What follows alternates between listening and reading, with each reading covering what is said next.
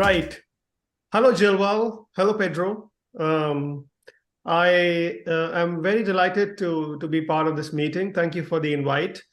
Before we start, I just want to understand what's this black and yellow figure in the background? Yeah, much semiotics in here. It's the symbol of my company, my consultancy company. It's called Segurança Diferente. It's Portuguese. It would be something like different safety. And it remembers the letter S as safety. And this is our symbol, our logo. And by the way, Nippin and Pedro, it's an honor to be here with you, both of you. Thank you so much for this opportunity to be here, sharing some experience and mainly learning from you. Thank you. Yes. Let's just stay on this topic, but I think it's important. Both black and yellow is the symbol of traditional safety. Yeah. So how is it different now? Tell me. Yeah, because it's an invitation. People will see something traditional and they are going to feel attracted. This is not our main symbol, black and yellow. Our main symbol, it's orange. But this one, it's a way to invite people from traditional safety. Come and let's have a conversation. I can show you something different. It's an invitation.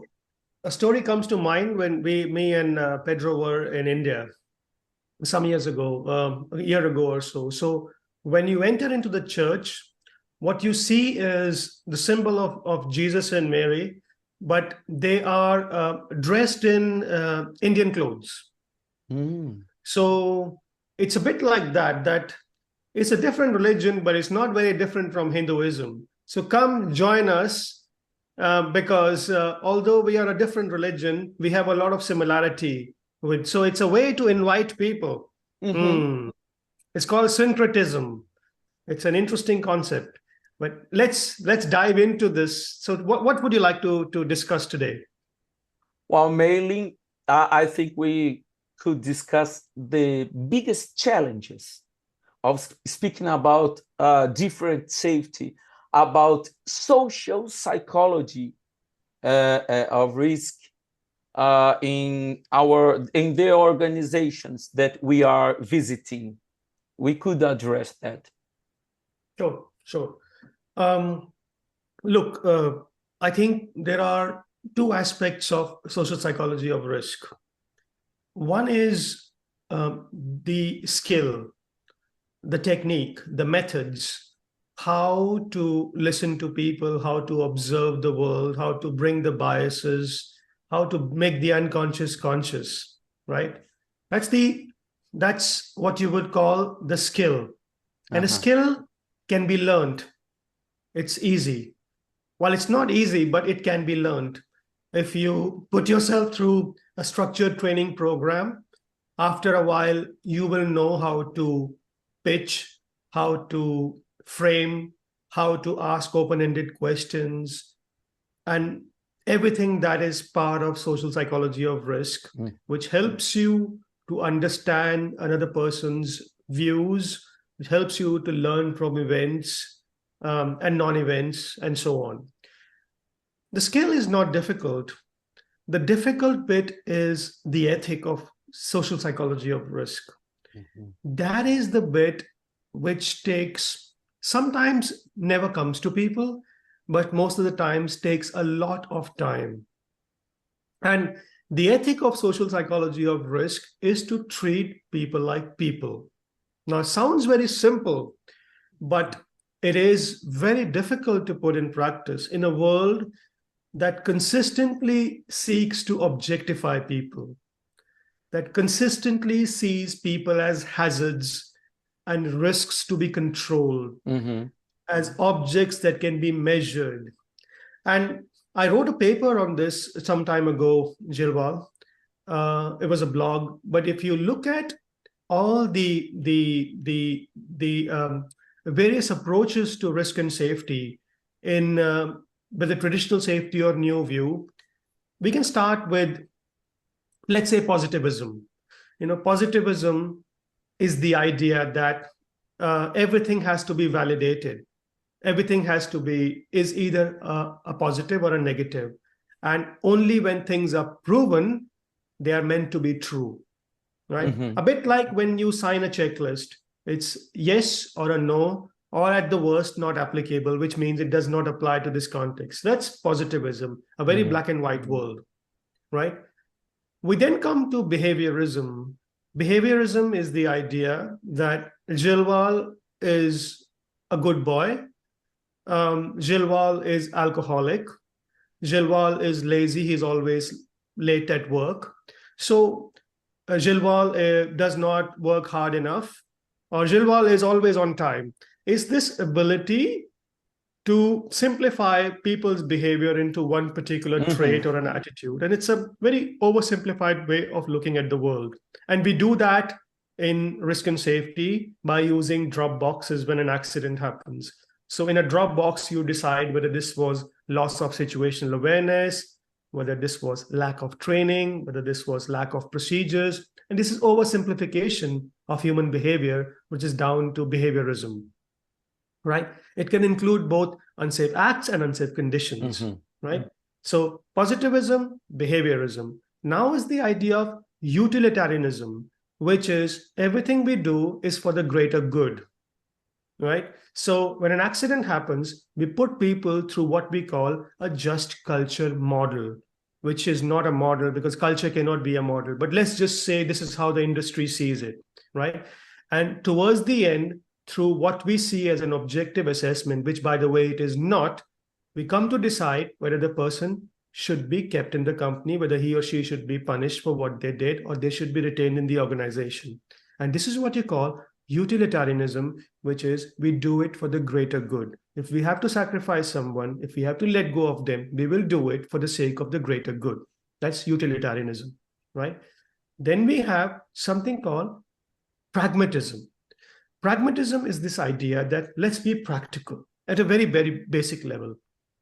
Let's be practical.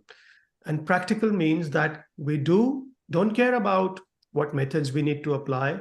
We don't care about what tools we need as long as we can produce results. The question nobody asks is, what are the results that we seek? Who does it work for? And we leave those questions open. And we know who those results should work for, the one in the position of power and authority, right?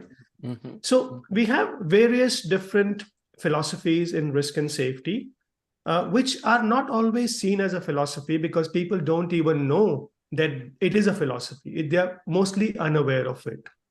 And this is where social psychology of risk starts from a very basic idea. What is your philosophy? What is your methodology? Because all those philosophies that we spoke about earlier tend to see people as objects, tend to see people as risks that need to be, or hazards that need to be controlled.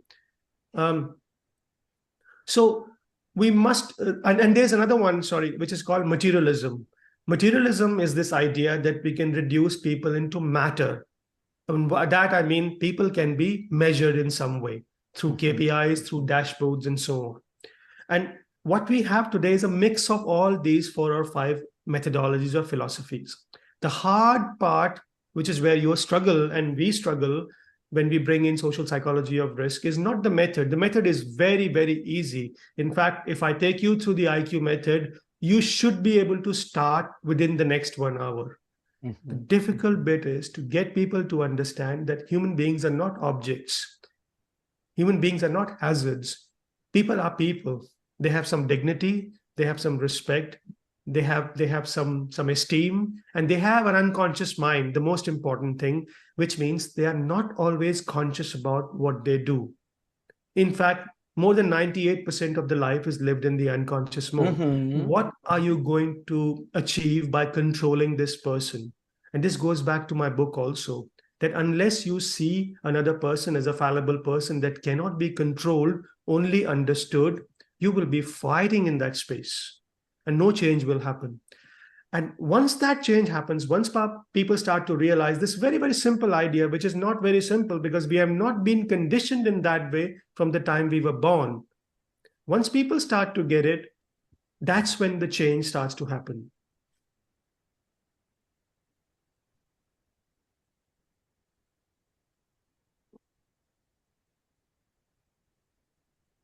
Nippin, you said something that makes me wonder, because you said that we can understand the method and start to practice in the next 1 hour. But I think that one thing very hard for us who are struggling to put social psychology of risk in practice is because we are, I should say that we are ignorant on the group space quadrant. It's very hard for us to get to hear the gifts, the cues, and follow them. Mainly when they belong to the group space quadrant. We are not used to recognize all the tensions, all the all the organizational aspects, collective aspects of risk, you know. I think this is the hardest part. Do you agree? This is a very, very good thing what you brought up, because it goes back to what is your ethic, what is your philosophy. And if you don't see another person as a person, you struggle with the idea of relationships. Yeah. If you see another person as an object, it's very, very easy and it's very natural. And very, very, people are champions in workspace. People are very, very good at listening to everything in the workspace because we are so used to looking at another person as a mechanical being. But the moment we start to talk about relationships, this is not just in risk and safety. You see this also in the HR world, the human resources world. But quality, the very idea, quality world. Absolutely.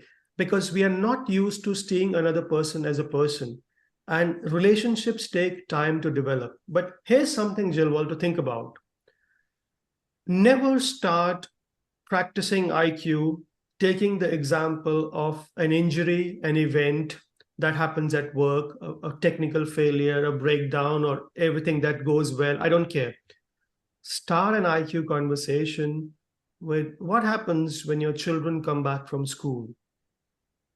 Start an IQ conversation with what sort of conversation you have on the dinner table when you sit as a family. Start a conversation with how was your weekend last week, or when you argued with your wife or your husband last time, what was the conversation? And people get it very quickly. I think we struggle. See, it's a bit like a language audit we do in risk and safety. When you throw the word risk or safety, all you get is objects, PPE and compliance and so on. But when you throw the word marriage, you get a very different set of words. So you have to start from where people are, which is your symbol right behind. You told me, start with where people are. Stay in that world until they become familiar with the concepts. Stay as long as it is needed. Some people move very quickly, others take a lot of time. So give people the environment in which they are comfortable and then start to push them. Don't start with work first. Yeah. In my learning sessions, that what I do for the most part of my work, in my learning sessions, I always ask, tell me about your normal work. What is a normal day like? And then the person start to answer things that they think I would like to hear. I do all the paperwork, I check my PPE, and then I do this, I do that.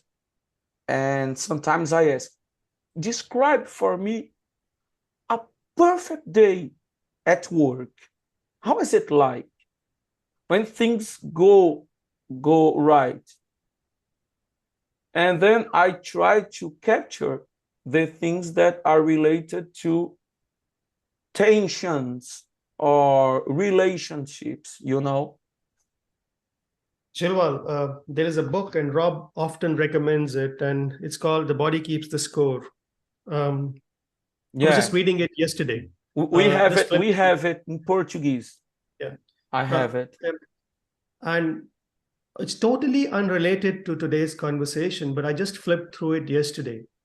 And what happens is that when you ask people in this book, the author says, when you ask people to tell you something about their wedding, their birthday party, a celebration, the child's birth, they can recall all the nuances very, very clearly.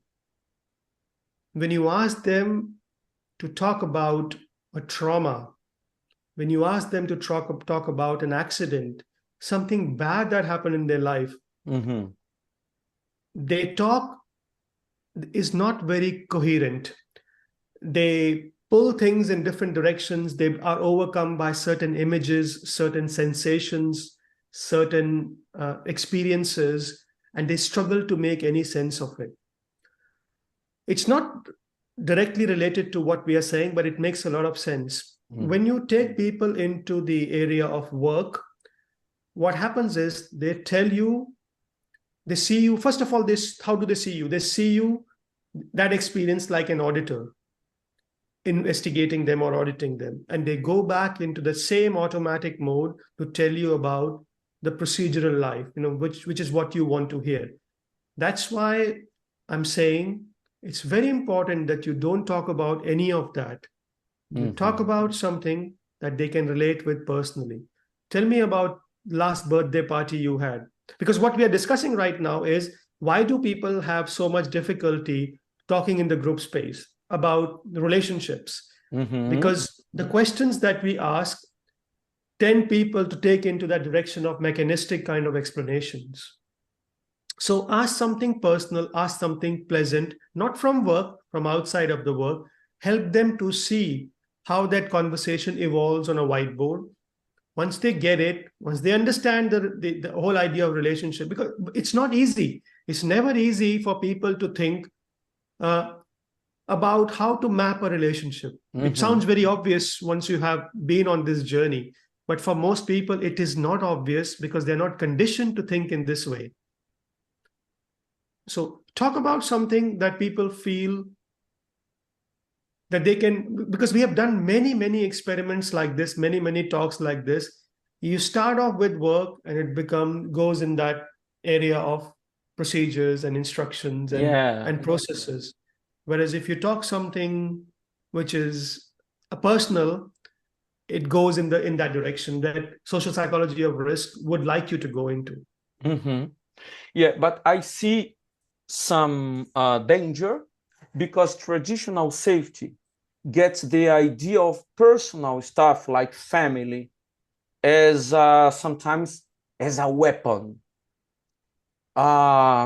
They say, be careful, because there is a family waiting for you when you come back.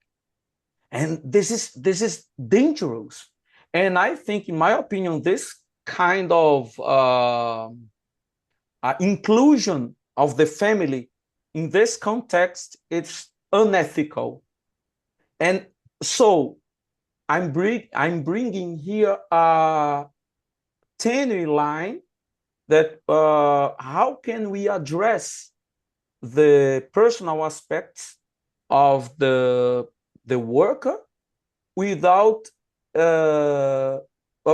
being different from traditional safety that puts it like a reward. Behave well, and then you can go to your family back. Is it clear, or did I make a confusion? No. It makes a lot of sense. I think I have been working with some oil companies in the past. And if you visit an oil rig or or a ship, sometimes you see things like work safely. Somebody is your daddy works safely. I want you to come back home. Yeah, these kind of personalized messages. When you become semiotically intelligent, you can discern the meaning of these semiotics, these visuals. What they are doing is they are instilling fear. Yeah. It comes from a position of fear. This constant reminding that you have a family waiting for you back home is instilling fear in the mind of people. When you instill fear in the mind of people, the only way that they react to you, and they react to you, not respond to you, is from here, is from the rational mind. Right? What you have to explain is that by unlocking their fear, this is what we are doing, by helping them, by asking questions, pleasant questions about how's it going? How was your weekend? How's your family? What you're trying to do is help people connect the brain with the mind, with the heart and the gut. And when that happens, the unconscious starts to float up. And that's when learning happens. That's the fundamental difference, that you're not coming from a position of fear, you are coming from a position of connecting with people and helping them to realize the rational mind with the non-rational mind. Well, you brought the word learning, and I love in your book when you say two things. Do we even know what learning is? And health and safety people, they do not know what learning, a real learning is. And there's another quote I bring here. Accident investigations are therefore not about learning or change, not at least as a priority, but a cultural retelling of the events to maintain societal order. Wow, Nippin. This is the thing that I struggle the most, because I spend sometimes one morning in my trainings, one morning trying to discuss what learning is. And people understand learning as confirming their beliefs. No. And one thing that I started to do lately, I start to do when we finish a consultancy of a couple of learning sessions about some incident and so on. The workers leave the room and I keep with the safety people. And I say, what did you learn? This is, I borrowed from you. What did you learn about yourself during these two sessions? Wow. They don't know what to answer. And sometimes I bring a couple of personal examples. I learned this, and this about myself that I didn't know. Wow, this is magic, because they understand at this moment what learning is, because learning is something that you didn't know. You are not trying to retell or just to confirm. No, learning comes from something sometimes unpleasant, and most of the time surprising. And this is so new for the safety and health and safety people. True. Let's take the first question first.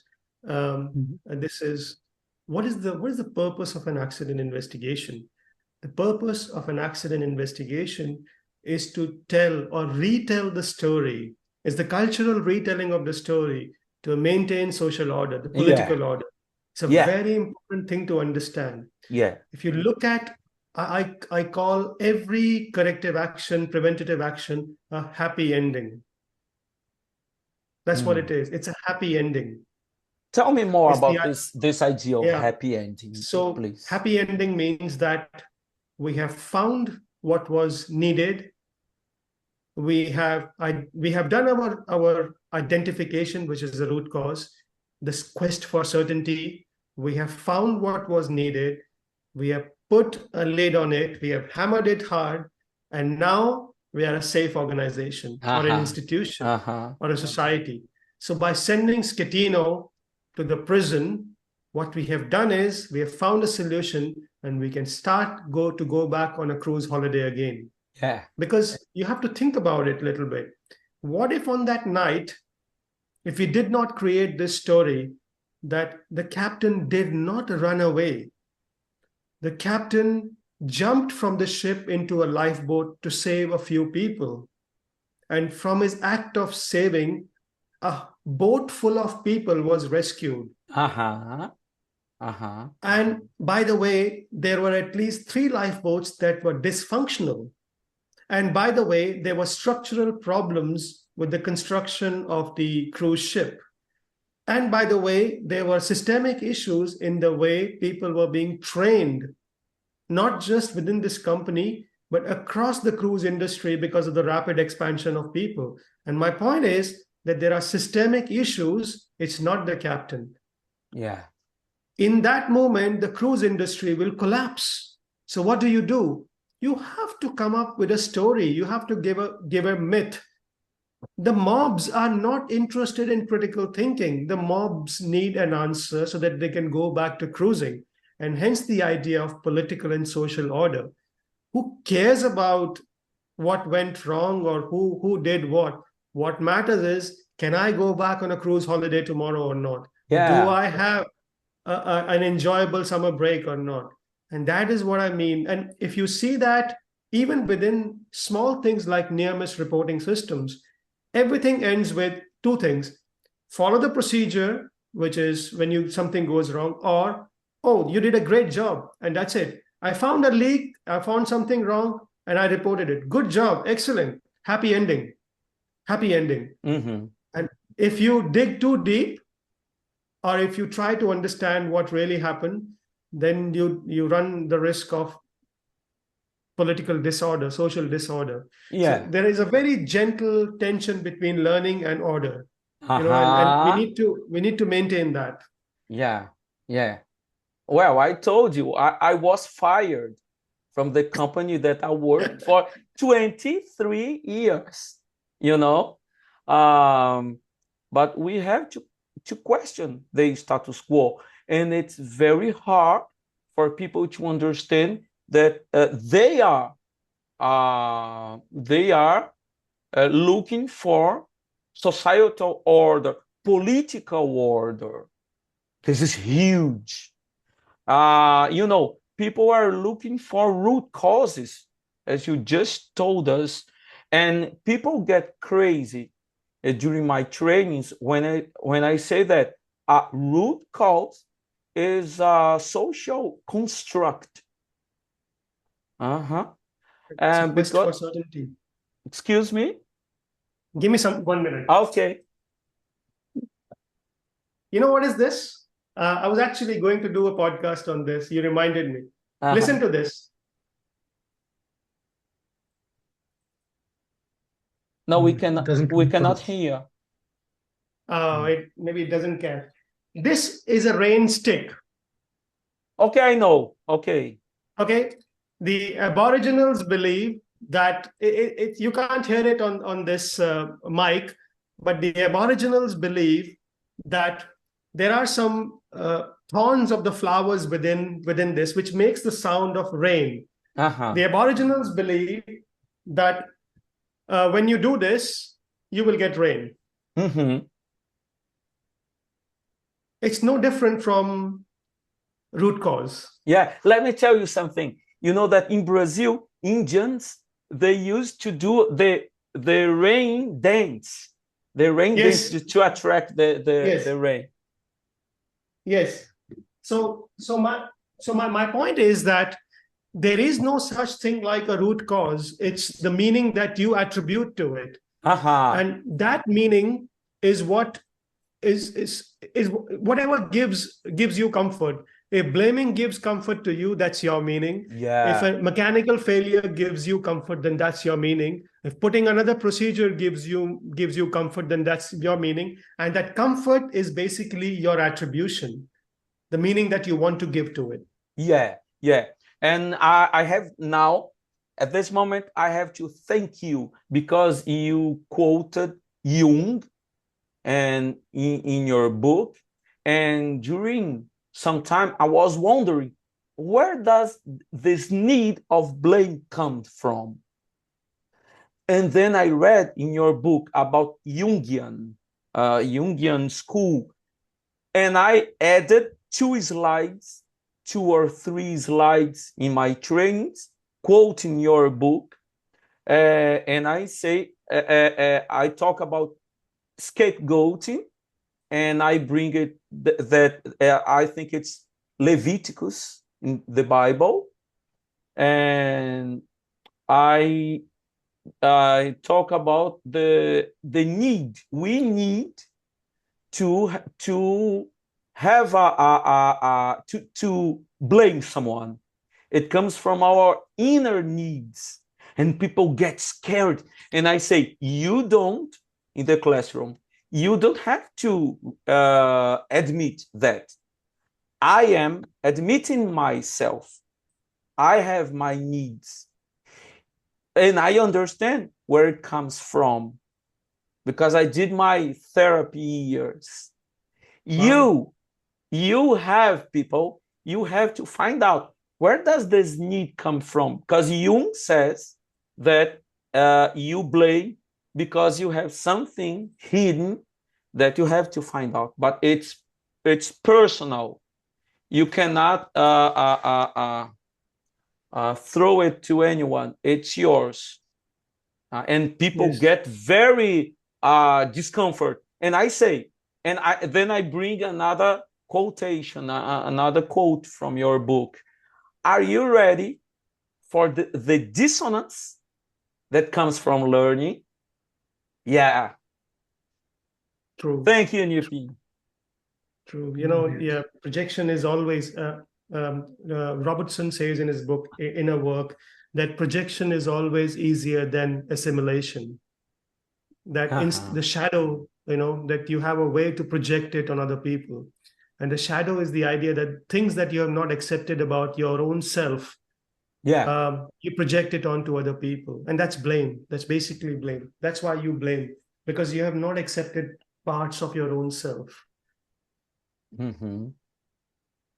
Yeah. I'm sitting there just wondering if Pedro wants to add something. I've been talking a lot. Well, I would go back to the actual start of the discussion. Joval, you asked what we up against when we try to bring SPoR, and I think pretty much everything is against SPoR, Yeah. and increasingly so. People are increasingly ill prepared to do what it takes to embrace SPoR philosophy. And I put that as a mirror in front of myself, and that's precisely the challenging bit. A lot of people see the need for change as something that needs to be changed out there in the world. To realize that change can only start by changing yourself is very, very difficult. And most people are increasingly ill prepared to recognize that need.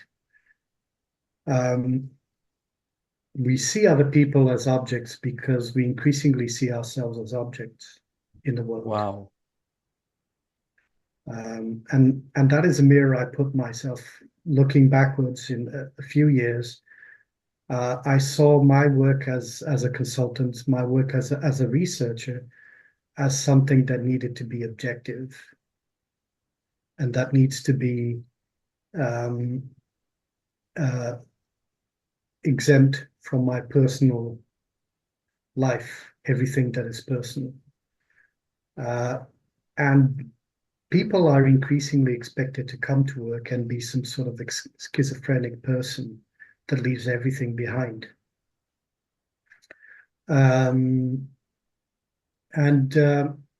So in a world that technology is seen as the miracle savior, miracle doer, and it's going to save us from ourselves, we are becoming increasingly detached from what it takes to embrace the change that learning requires. And learning starts with us.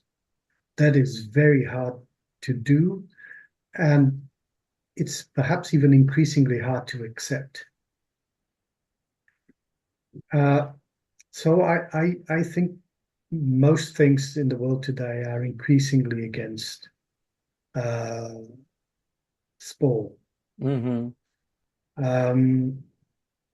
which, you know, you might think this is being fatalist.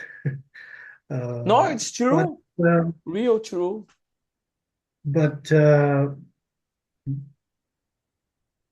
we've, in the last 2 or 3 years that we've started on this journey, the kind of successes that we've seen are absolutely amazing.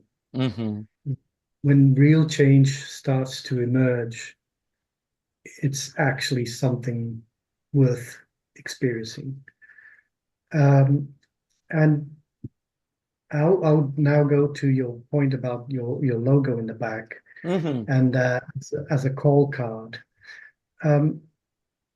It is very, very difficult to meet someone when you've recognized this in yourself, and you come to a company as a consultant, and your predisposition is to meet the other person. But what you're up against is immediately a huge amount of defense mechanisms, barriers that work against that. And very often your predisposition, your openness to meet the other person is met with fear, precisely, and with defensive actions or defensive predispositions. So finding that balance between what is a call card, a visit card that actually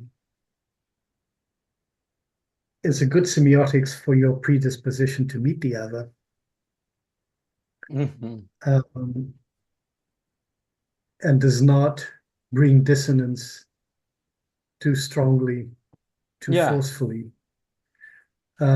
It's a huge challenge. And again, it starts with you. It starts with you. So, yes, everything is against SPoR in the world today, increasingly so, I would say.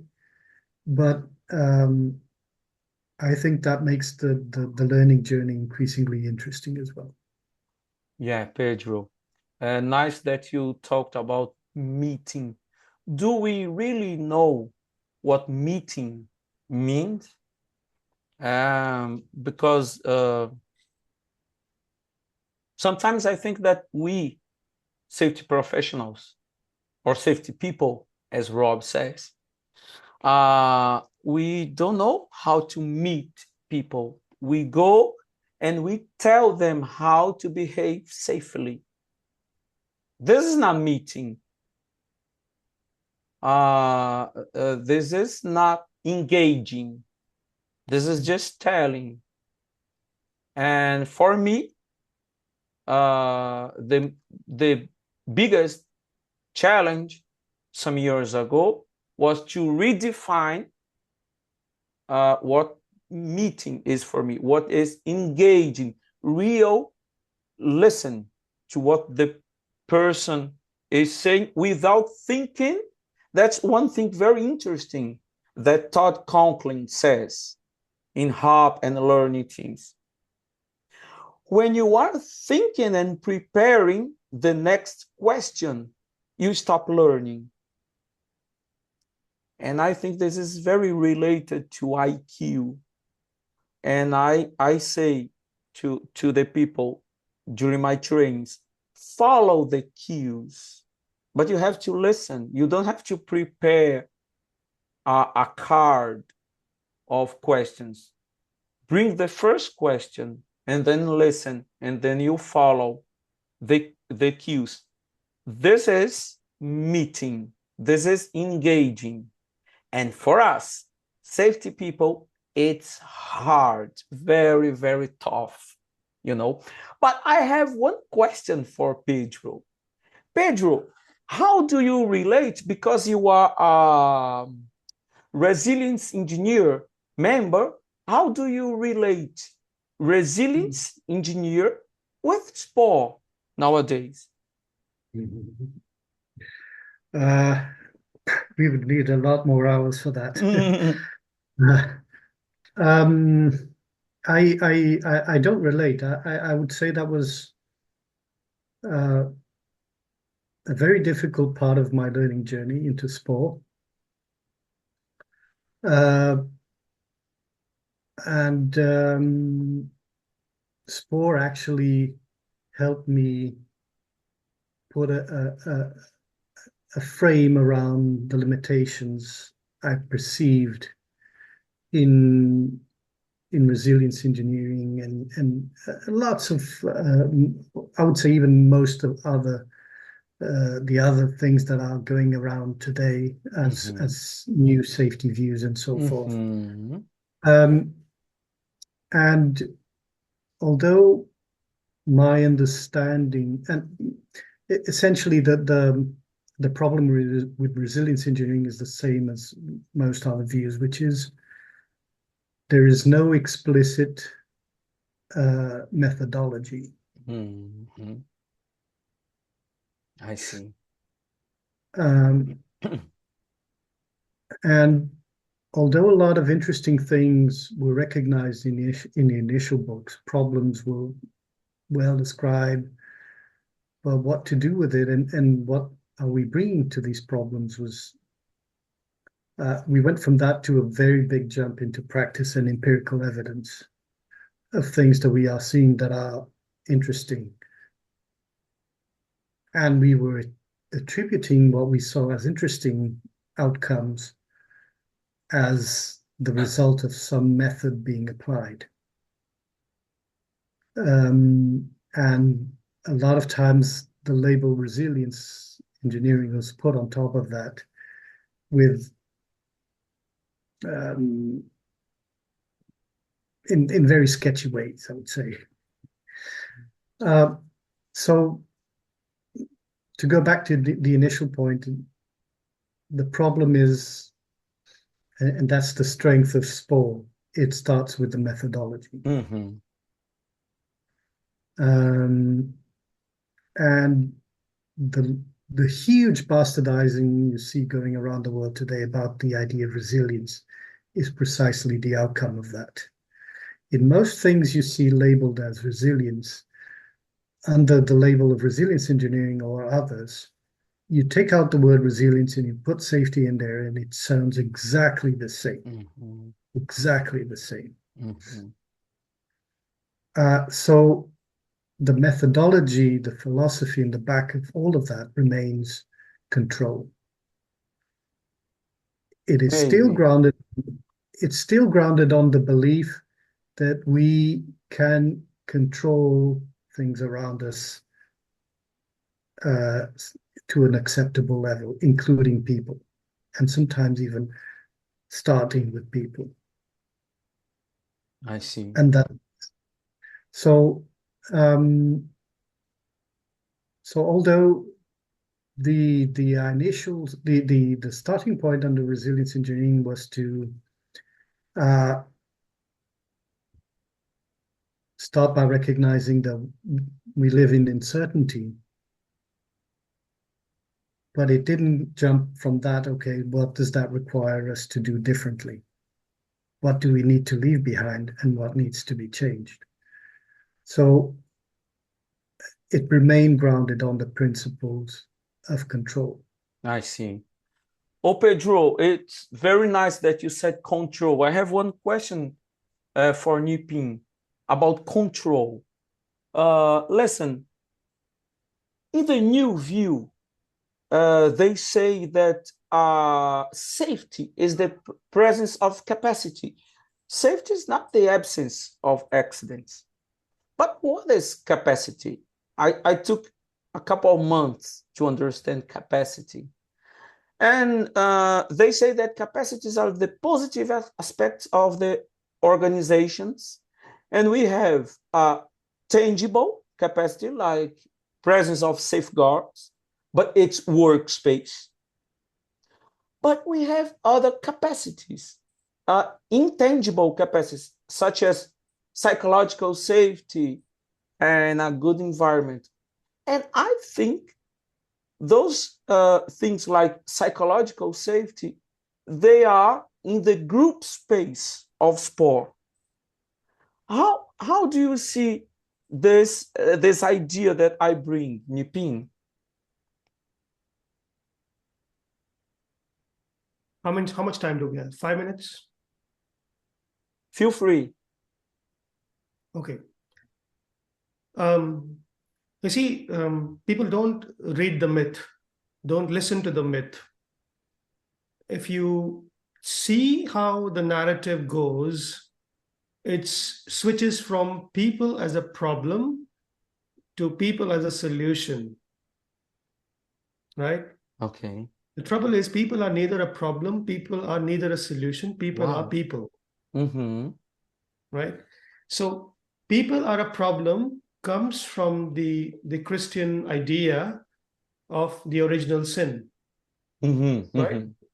And hence the idea of human error, which we reject outright in the new view of safety. Listen to the myth. People are not a problem. People are not a problem to be controlled. People are a solution to be harnessed. Yeah. Right? Sidney Dekker was very unfortunate to use this word, harness. Yeah. And I'm not too hung up on the words here. I'm more interested in the mythology. The mythology moves from the Christian myth to the Greek myth, which is all about heroes. So people are not a problem to be controlled. People are heroes. People are superheroes. The trouble is people are neither superheroes nor they are problem to be controlled. Human beings are fallible beings. Yeah, yeah. And we are fallible because the whole of existence is fallible. Yeah. And if you learn to embrace the fallibility of the person, you will have access to their unconscious mind, which is the space from where all decisions are made. 98% of the decisions are made from the unconscious mind. Yeah. Right? Yeah. And from their unconscious mind, you can get somewhere close to what Gary Klein calls the naturalistic decision making.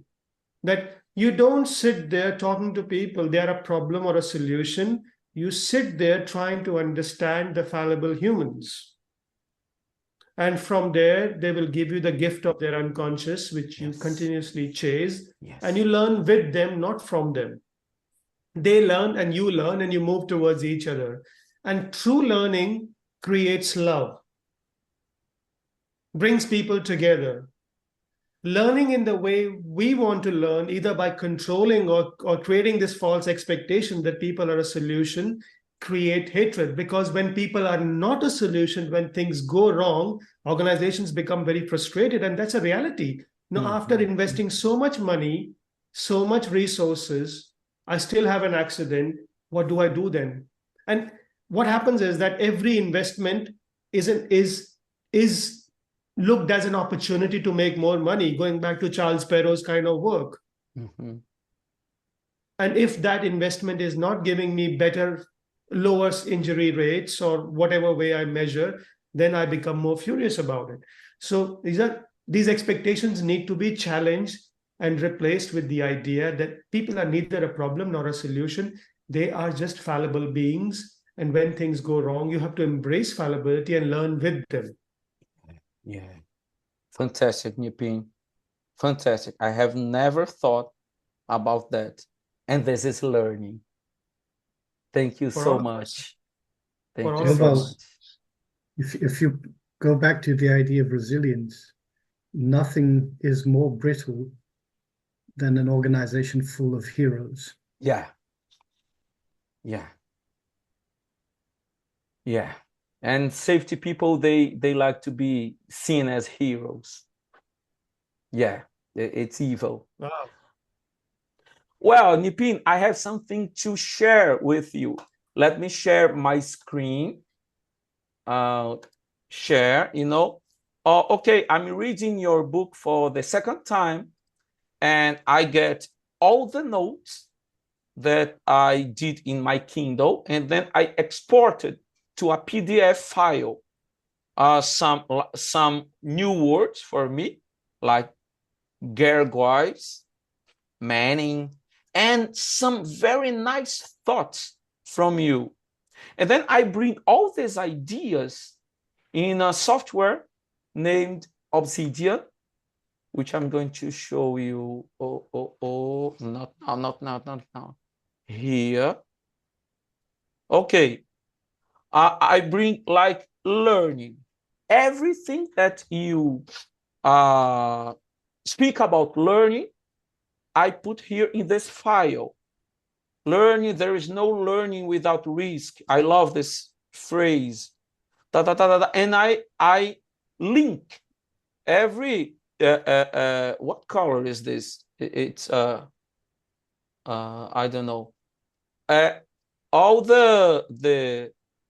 these words here are linked with learning, like engagement, and then I bring all your main ideas that I like, that I quote about engagement, about perspective, about root cause. Everything is related. So then Obsidian brings me automatically a mind map. And so if I get learning here for me, for my idea, this is me learning about your book. For me, learning is related to engagement, embracing fallibility, violence. Message, Jack, hello. Let's see engagement. Engagement is related to cruise perspective, investigation. Wow, investigation, fallibility, control, dialectics, cruise perspective, frame, root cause. Let's see root cause, scapegoat, perspective, investigations. Look how pretty is this map. How pretty is this? Yes. Gilwal, can I ask you a question? This is a lot of, I wish I could be as good as you. This is so good what you've done. Thank you. If you just close this window, this is lovely, lovely. Absolutely, you have to send this to me. Okay. I just want to ask you a question. What do you take away from this book? Just stop sharing the screen and tell me, what do you take away from this book so far? So many things. So many things. Oh my God. Now you put me in a trap because I have to. This is my difficulty. So many things that I felt the need to write them down and link things. What do I take? What are my takeaways? Well, everything is linked. Everything is linked. I started to see things a little as an anthropologist like you are, and you see that everything is relevant. And this is my best takeaways. Everything is relevant and everything is linked. You cannot see things isolated. Maybe this. Any particular story that resonated with you? Francesco Schettino. I loved,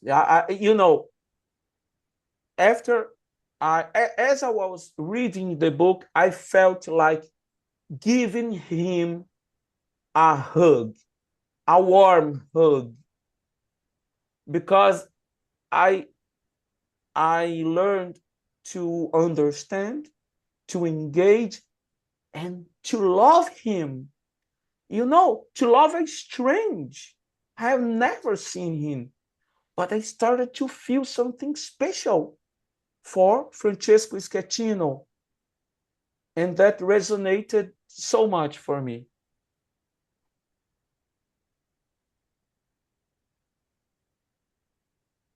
Thank you. I thank you, Nippin. Your book is a gift for the world. You have no idea of the legacy that you are giving us. Thank you, Nippin, so much for your book. Thank you. I accept your gratitude. Yes, it's wonderful to hear that. Thank you. I cannot believe this. Thank you. Honestly, I can't. No, thank you. Thank you. I have to think about it. And you have to send me the obsidian mapping. Okay, it's still in progress. I'll have some days to do it, and I have no rush because it's therapeutical for me to study and to link things. As soon as I consider it done, I'll send you a picture, all the files, everything for you, because it's as soon as I consider it done, it won't anymore belong to me. It's going to belong to the world, and I give it to you, and then we are going to spread the word. Spread the word to the world. Thank you. Past few days have been very stressful for me, but this is a very happy moment. Thank you. Thank you, Nippin, for existing in this world. I'm so glad to the God, I believe, that he gave me the gift to put you in my journey. Thank you, God, for this. Thank you, Nippin, for existing in my life. Thank you. Yes. Yes. We will meet again soon. Yes. Yeah. Guys, thank you so much. Nippin, Pedro, I'm a huge fan of you both. Thank you so much for these minutes here, sharing and learning so much. Thank you. We see you soon. Yes, we'll see you soon.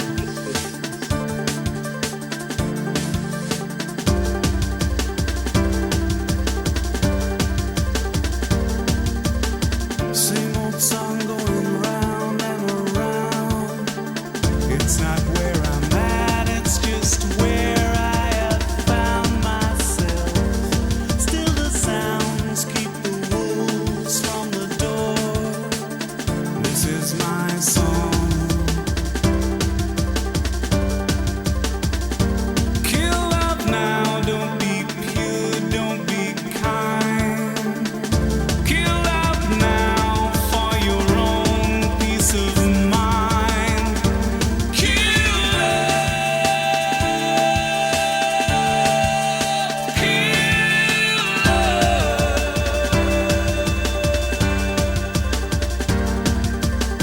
These are the days of futures by design. So does your faith give you powers of immunity? I don't care if you're right or I'm wrong. This is your life.